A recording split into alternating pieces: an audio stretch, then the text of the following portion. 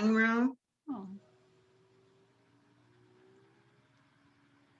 excellent. Hello, everyone, and good afternoon. Thank you for joining us on Rise and Thrive with EHE Health, an interactive platform where we get to discuss all things health together. Before we get started, if you have any questions, please type them into the comment box and we'll be happy to answer. This discussion will live on EHE's social media page, so you can rewatch or share it with family and friends. My name is Dr. Seema Sarin, and I'm one of the medical directors at EHE Health and the director of lifestyle medicine, where I provide clinical insight of our preventive programs and spear our health mentorship program at EHE. I'm board certified in both internal medicine and lifestyle medicine, which lends itself well to the topic of post pandemic financial stress. Lifestyle medicine is the branch of medicine that focuses on evidence based therapeutic interventions to optimize a person's lifestyle habits like nutrition, fitness, and stress management to reduce the risk of developing chronic disease. This is particularly important as physical health has an impact on your physical health, which we'll discuss more today. On this Rise and Thrive episode, we're kicking off a three-part series on financial wellness and are joined by Carol Hunter. She's otherwise known as the Money Mender, who is a leading personal finance and money freedom expert to women and a few men over the past 30 years. So before we move forward, I would love to give Carol the opportunity to introduce herself. Thank you so much, Dr. Seema. Good afternoon, everyone. I am extremely honored to join Dr. Seema and the EHE Health employees for this very timely and much needed conversation about financial wellness. I would also like to take this time to extend a very special thank you to Joy Altamari and Colette Mahoney for everything you did to make this series possible with Dr. Seema and I today. So, as Dr. Seema mentioned, I am Carol Hunter, and most people refer to me as the money mender. And the reason they do that is because of my ability to mend broken financial systems and also provide support required to maintain what I call a healthy, stable financial foundation for growth. And I support all income levels because money doesn't have a specific income level. So I support all income levels through my mentoring programs and training collaborations like this with corporations and colleges and churches and other partnerships that I have. I've also been published in the Huffington Post, and I enjoy frequent appearances on the Fox and the TBN network. And I've also published 2 books. So if you stay until the end, you're going to have an opportunity to get some stuff. And the first thing is that every single person participating today will receive a link to my five complimentary programs that you'll receive, and they come in the form of video, and they'll drop one day at a time so that they don't overwhelm you. So that's a complimentary gift that you're going to get to my 5-day program. And then we're going to give a special gift out to the first person that logged on today. So we wonder who that is, but you're going to get a 30-minute coaching session with me so that I can walk you through your financial picture and figure out what's going on. So now that you have some knowledge about me, Dr. Seema is going to share some important data regarding the impact that financial stress has on your physical, your mental, and your emotional wellness. So Dr. Seema. Great. Thank you so much, Carol. That's a great segue into kind of what I'm going to cover here. Many studies have linked financial distress to poorer mental health. The more we stress about money, the harder it may be to manage our psychological well being and vice versa. So, there was a study, there's actually been many studies done on this, but one study actually showed that the number of employees reporting high levels of financial stress has doubled since COVID-19 began, the pandemic began, and they're looking for help. That same study found about 28% of people are dipping into their emergency saving funds, and 19% are increasing credit card balances since the beginning of the pandemic.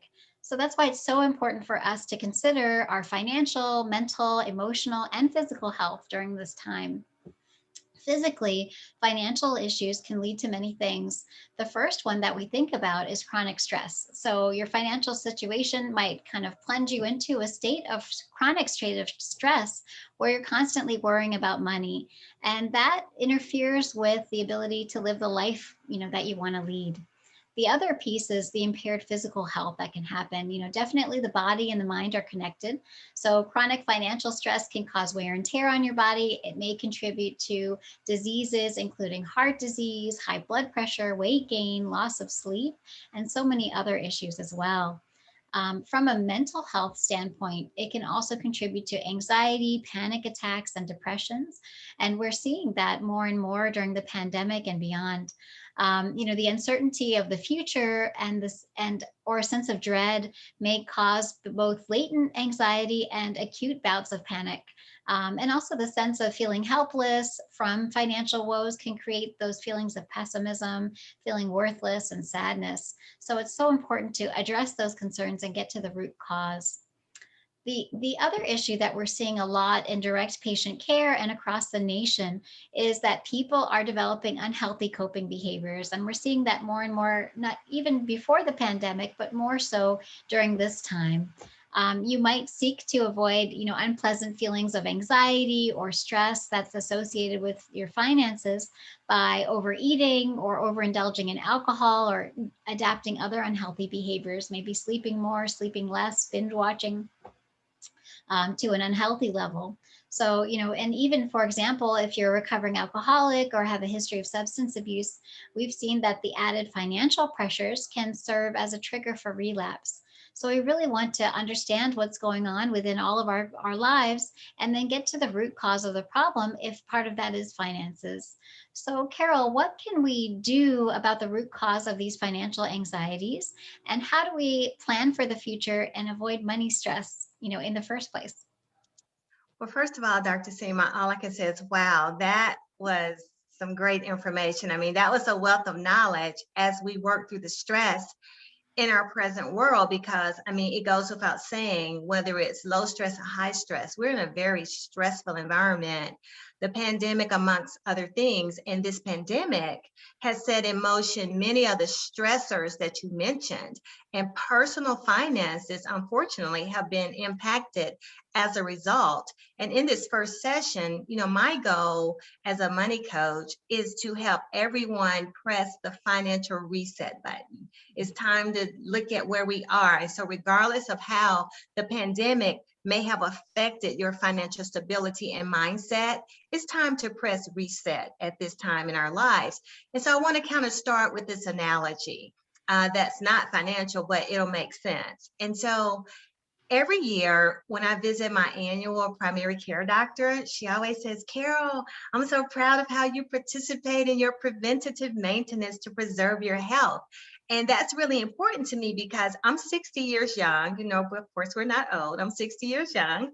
And my preventative regimen includes strength and cardio training 5 to 6 days a week. I eat a very healthy diet on purpose, packed with things like salmon and fresh range chicken and fresh vegetables and fruits, things like that. Very low carbs, no carbonated sodas, no high carb foods. And I stay away from those sugary snacks that are calling my name, but I stay away from them. And in addition, as a result of all of this preventive maintenance, I don't have to take meds for things like high blood pressure and diabetes and cholesterol issues. And you may say, well, how is that possible? How is that possible, Carol? Well, it all started in my 30s. And that's when I started to appreciate the importance of preventative maintenance at an early age. And that was to ensure that my physical, my mental, and my emotional wellness were maintained into my senior years. And so, for example, this may be a taboo word to some people, but I started seeing a therapist on a weekly basis at the age of 28. And the reason I did that is because I needed to process all the human garbage that was coming in to affect my emotional and my mental well-being. at a very young age in my life. And you may say, why do you call it human garbage? Well, if you think about garbage, if you don't get rid of it soon enough, it's going to give off a smell. It's going to have a stench. And so likewise in our lives, if we don't get rid of that human garbage that we're carrying around, we're going to start to stink a little bit, and things are going to start to show up like the things that Dr. Seema was mentioning. Those are the result of human garbage a lot of times. And so 32 years later, I am still 100% in favor of visiting my therapist on a regular basis. Nothing has changed. So as it relates to your financial life and your financial wellness, the same thing is very true.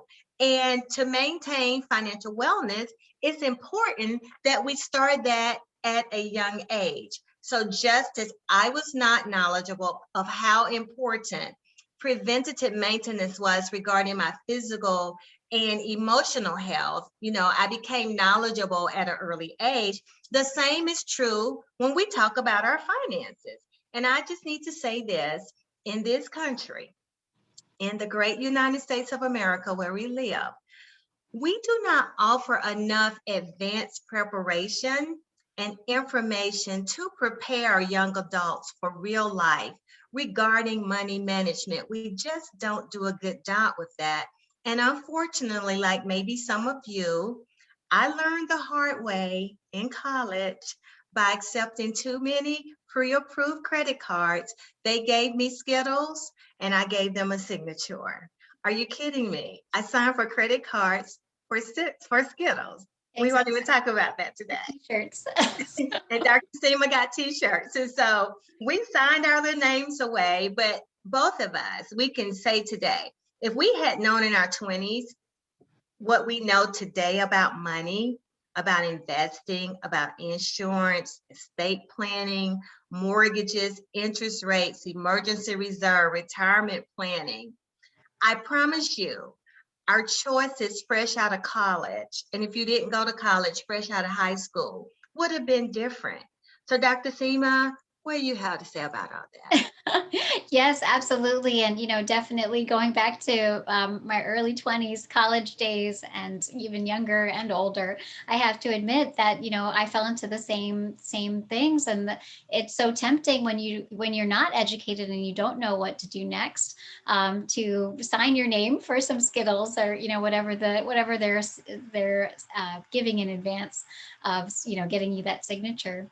And given the current state of financial education, how do you propose that we learn how to achieve financial wellness throughout our lives? Because it is so critical and it's not really well done in our current education system. Well, I think that's a great segue, Dr. Seema, because at every decade of life, starting in your 20s, there are some things that should be happening. Now, of course, as we know, because we don't get that knowledge, most of us are late bloomers when it comes to starting this information. So I'm going to take us through some information here, but I want to say this before we start.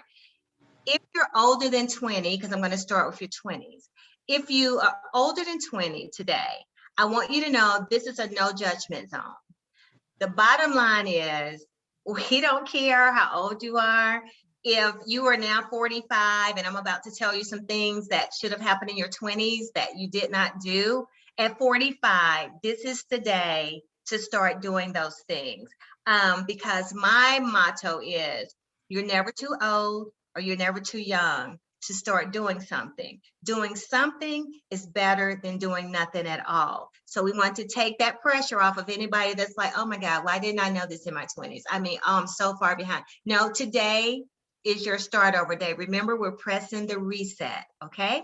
So let's put the slide up. So if you guys want to take a snapshot of this or take some notes, I'm going to walk you through some things that you should be looking at in your 20s, okay?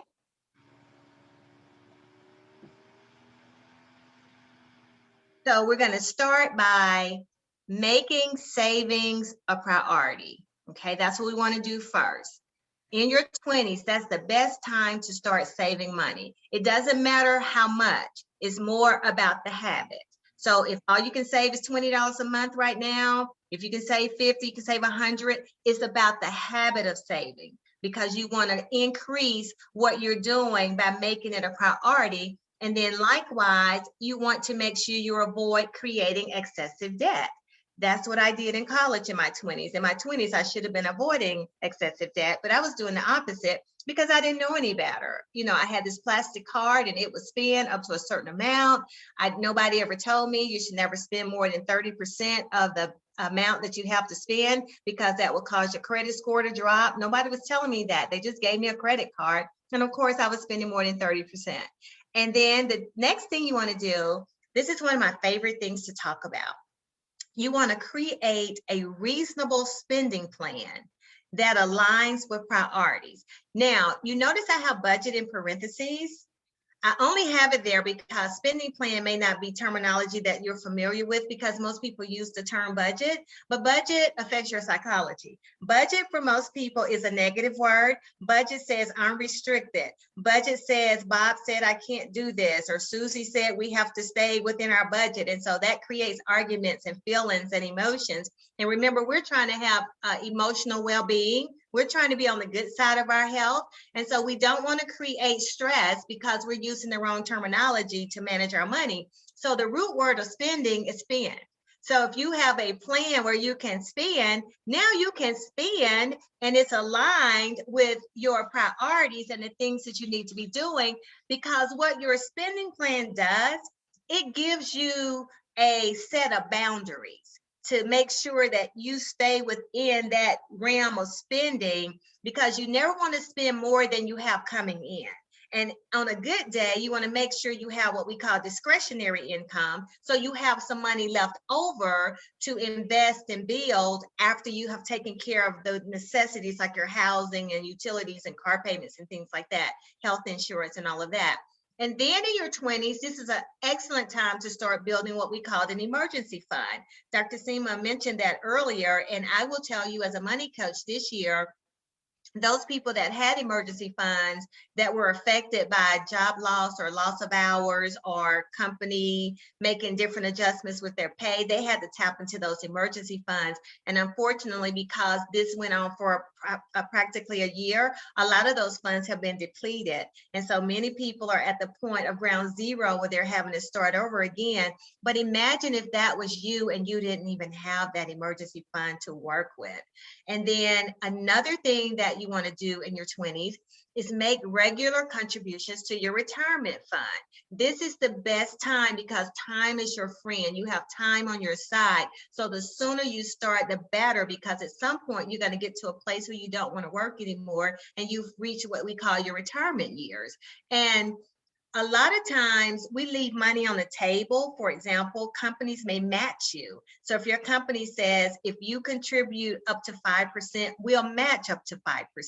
If you don't go up to that 5% in your retirement fund, you're literally leaving free money. Somebody say free money out loud on your Zoom, free money on the table. And it's like, no, we need to get all the money we can. We're in our 20s, we're building. So don't leave that free money on the table. And then I know the dreaded school loans for those who had to, use school loans to go to college. Listen, we don't know what the government is going to ever do about you not paying those back. So even if they're in deferment under the COVID plan right now, I mean, that's fine if that's where they are, because they're not assessing any interest and it's giving you a break and it's giving you the opportunity to think about what you're going to do when that is all lifted. You got to have a plan for paying it back, because if not, your credit score is going to be affected by that because it's going to show up as delinquent.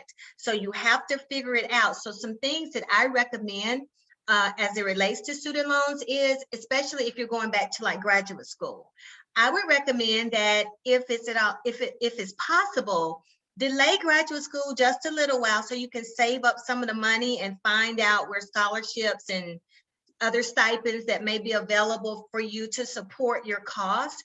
Or, find out from your human resources department what your company may be willing to pay towards that expense. And then you can put in your spending plan what you can realistically afford for college. All right. And then speaking of credit, We want to make sure we're building credit to determine our credit worthiness. So, at some point after college, you're going to have mortgages and car payments and rent and utilities that your parents are not going to be signing for forever. And one of the first things they're going to ask you is, may we have permission to pull your credit report?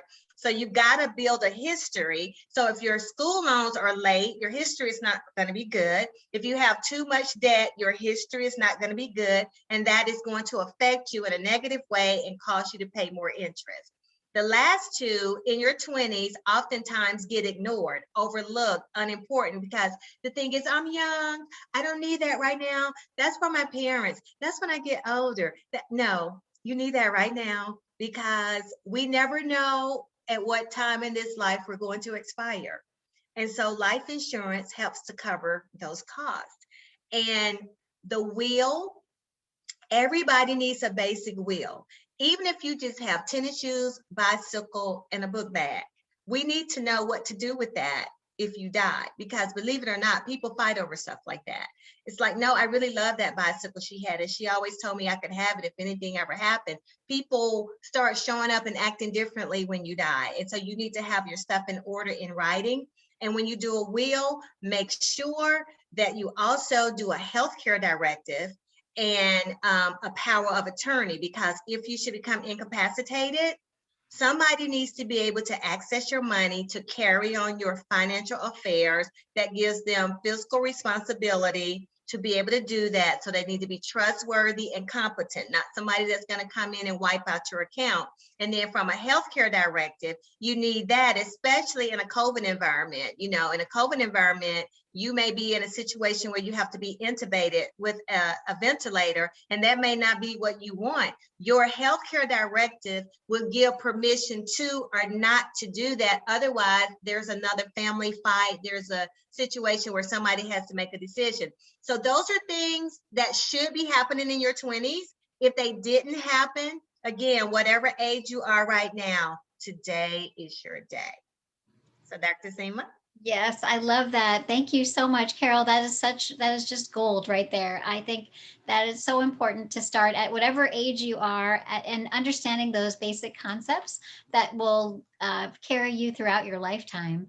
So that's really important. And from a physical standpoint, research also shows that staying healthy, whether it's financially or physically in your 20s, is strongly associated with lower risk of developing diseases like heart disease, and other metabolic diseases in middle age and beyond. There was actually a study done showed with people in their 20s adapting just 5 healthy habits, such as a normal body mass index, which means a normal height and a normal weight for their height, moderate alcohol consumption, not too much, no smoking, adapting a healthy diet and regular physical activity, stayed healthy not only in their 20s, but well into middle age and beyond. So it's really important to start now, regardless of your situation, so you can build the foundation going forward. So Carol, thinking about that, what can we do in our 30s or after we graduate from doing the first set of requirements to make our finances ideal to our 30s to optimize our financial health? Okay, so let's talk about those 30s, because in the 30s, we like to consider that as the years where we elevate our savings and investing. And I think we have a slide coming up for that too, if you want to take some notes. So you want to elevate. So whatever you started in your 20s, you want to do better. You want to do more of it. So in your 30s, that's where you're going to do things like these 4 things I have listed. You're going to start saving at least 15% of income for retirement, if at all possible. Now, if you were living on that spending plan, like we talked about in your 20s, then you should be somewhere in the range of being able to allocate 15%, because now a whole decade has passed. And so time is ticking away. And so you're now in your 30s moving towards your 40s. So life is looking different. So money needs to be saved up for that. And then you want to shift any extra money to your retirement over and above that 15% if possible. And if you have kids or plan to have kids, you also want to be looking at putting some money away for their education or college. The fact that, you have to spend probably about $1 million. I think the last report I looked at said it costs about $1 million to raise a child. So you want to start putting that money away ahead of time, because getting to 1 million takes a lot of saving and planning. And then number 3 is really important. This is the season in your life where you want to start paying off all your non-mortgage debt. Most people are not at an income level yet in their 30s where they could pay off a debt. I mean, some people, a mortgage, some people maybe, but most people are not. But credit card debt, school loan debt, anything that's not a mortgage, you want to move to what I call level 1 debt freedom. So this is debt freedom level 1, because after you free up all of that money, we're going to find later in life that we can start throwing extra money at that mortgage to knock out that interest and put more towards the principal, so that you won't have a mortgage into your senior years, because it's a little bit challenging to have a mortgage in your senior years because your money changes. And then the 4th thing in your 30s, we talked about that emergency savings. So in your 20s, it's great if you can get 3 to 6 months saved in your 20s. But now when you get into your 30s, we're getting a little bit more aggressive about your emergency reserve, because you're older, you're more mature, life is bigger, maybe children, husband. You may even, some people in their 30s have responsibility for caring for aging parents. So, that sandwich generation starts to form. So a lot of different things are happening. You're getting real grown up. In your 20s, you're still not really grown up yet. In your 30s, you're starting to really do life. And so to do life well, you need adequate resources to have that comfortable life. So if you can get to 6 to 9 months, so let's just do some math right quick. So if it takes you $3,000 a month to live, okay, 3,000 times 6 months is $18,000.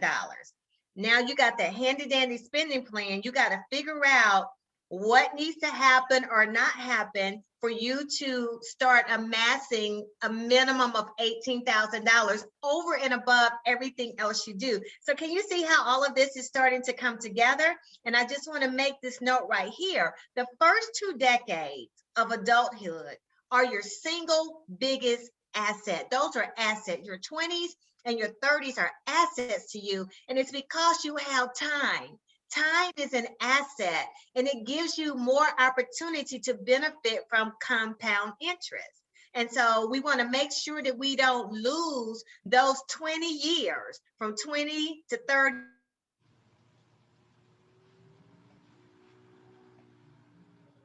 and growing and getting to a really stable place.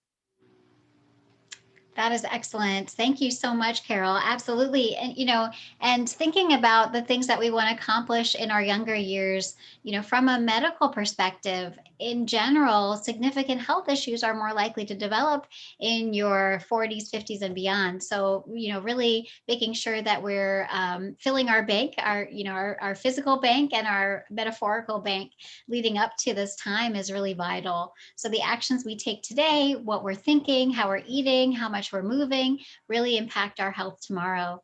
And you mentioned a few things to save up for. I'll mention a few health issues to start thinking about in your 30s, in addition to the stress and financial management. So it's important. You mentioned, Carol, about your regular screenings and starting with therapy at a young age. I think that's really important to make sure that we're getting all the screenings and checkups appropriately. So if you have a little bit elevated cholesterol or blood pressure, you're able to address those concerns, figure out what's causing it, and reverse it.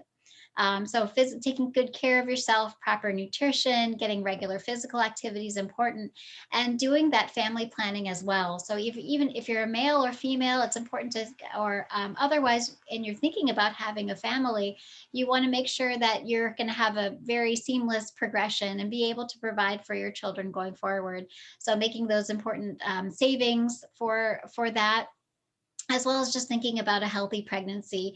It is important to know that past the age of 35, there is an increased risk of pregnancy difficulties. So thinking about that in terms of fertility, freezing your eggs, or doing other things to kind of prolong that time if you're not ready at this time, but feel like you will be in the future if you choose to have a family.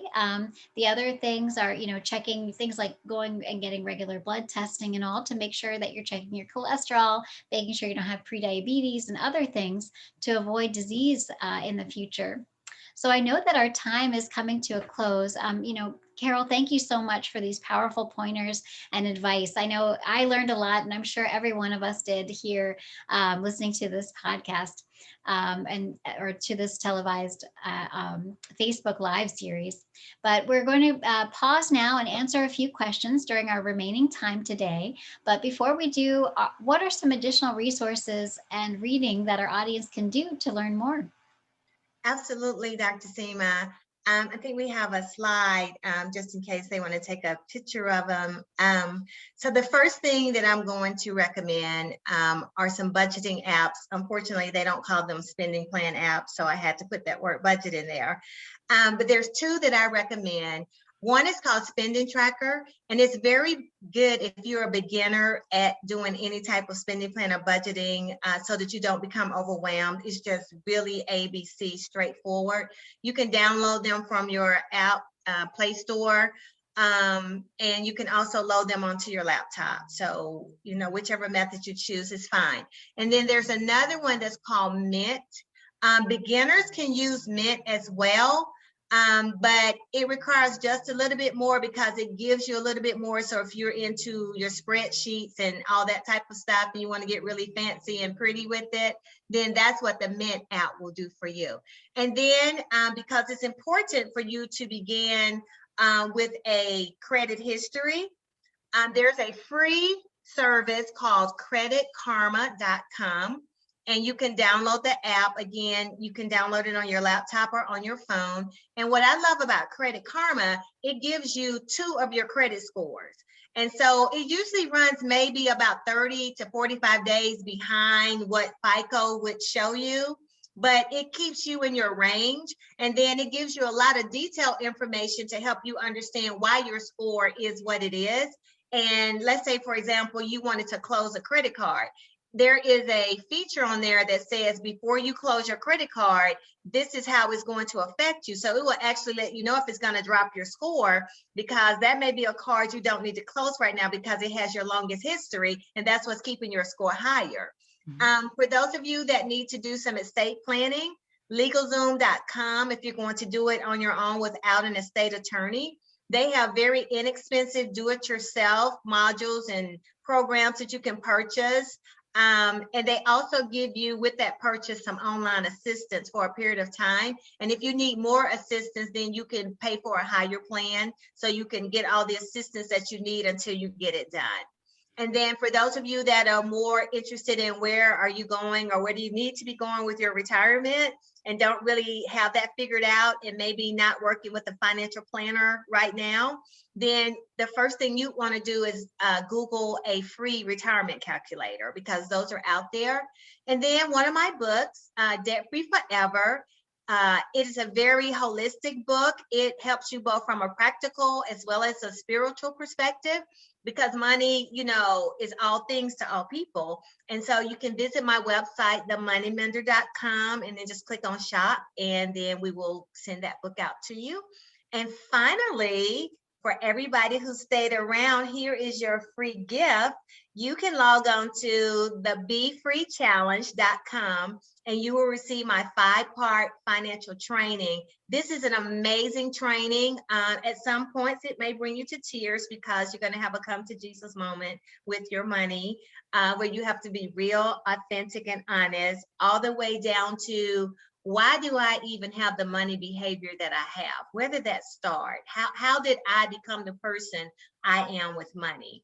And so I highly recommend this for you, so that you can solidify, press reset, whatever you need to do with your financial foundation.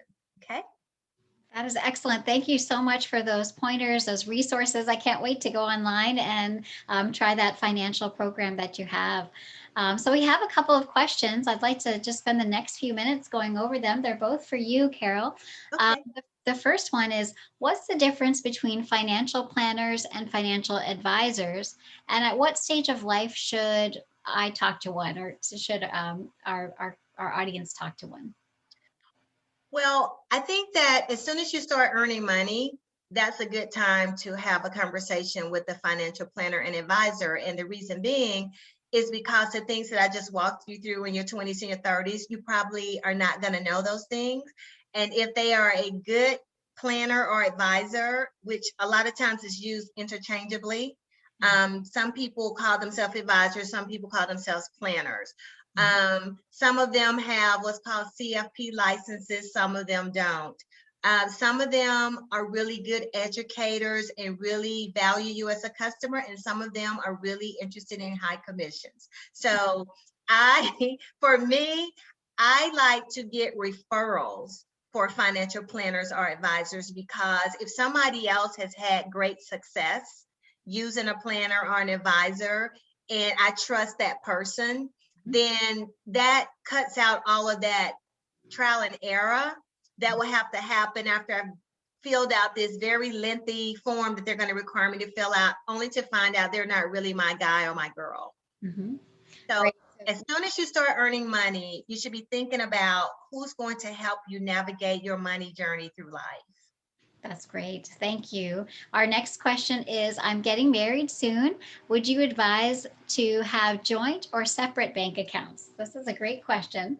I love that question, and congratulations to whoever's getting married. So here's what the money mender advises on money and marriage. That's a very lengthy topic, but I'm gonna give you the short 2-minute version. So first of all, I believe that couples should have a joint account that they both contribute to, whatever amount they agree upon, to go into their joint household account to cover all of their bills, like their rent or mortgage, utilities, groceries, whatever they're going to pay out of that. And then I believe that it's healthy for them to also maintain she money and he money accounts. Because if I want to go to the spa, I don't want to ask permission to take money out of the spa account, because today I just need to go to the spa, no questions asked. I'm stressed. I need to chill. So if I've got the money in my account, likewise, if he needs to go play golf or he wants to go to a basketball game or whatever, the money is there. And so I feel like that you should not totally lose your ability to have some control over a percentage of your money when you're married. And the same thing with your savings. Whatever you decide, if you want to have a joint savings, be clear about what that joint savings is for. Set the boundaries for when money can be taken out. And then if you also want to have a separate savings account for you and a separate savings account for him, that's perfectly healthy. I love that. Thank you. And a loaded topic, I'm sure, for many of us. So that was a great insight into how best to plan for that in the future, and a great solution. Our next question is about a Roth IRA, and that's an individual retirement account that offers tax-free growth and tax-free withdrawals in retirement. So the question is, what are the benefits of a Roth IRA? Well, the biggest benefit that most people gain from a Roth IRA is that you're contributing after-tax dollars. So if you think about it like this, with a 401k, which a lot of people are familiar with, those are pre-tax dollars. And so you won't be taxed on that money until you're at the age where you can take it out. The thing is, you don't know what the interest rate is going to be. And so whatever rate is the rate at that time, that's the rate it's going to be. A Roth IRA says, I'm using my net income money now, which has already been taxed. And now I'm putting a percentage of that into this account. Now, I'm not 100% sure because I'm not looking at it, but I think you still have to let a Roth bill, it's either 3 or 5 years before you can start withdrawing the money without a penalty. So it still has to sit and become seasoned. That's financial term. It becomes seasoned for about 5 years, and then you can start withdrawing it. Excellent. Perfect. Well, thank you all so much. I know we're at time, but Carol, thank you for all the insightful recommendations and your advice. Thank you to all the viewers for your participation, your questions, and the discussion. And Carol, I think you have a nice gift to offer one of our lucky participants. We mentioned I that. do. Yes. So Colette, you will have to tell me who was the first person to log on today, and that will be the winner of a 30-minute complimentary financial consultation with the Money Mender. Excellent. And that person is Megan Conroy. So thank you so much, Megan, for listening. And we'll be in contact with you soon to organize that. We appreciate you all being here today. And thank you to those who joined us. We really appreciate it. So you can follow us on Facebook, LinkedIn, and Instagram for additional content. And please tune in next week for part 2 of this discussion, where we will discuss finances in your 40s, 50s, 60s, and beyond, and how to prepare for unforeseen crises. So until next time, thank you so much for joining us. Have a wonderful week, and we'll see you soon.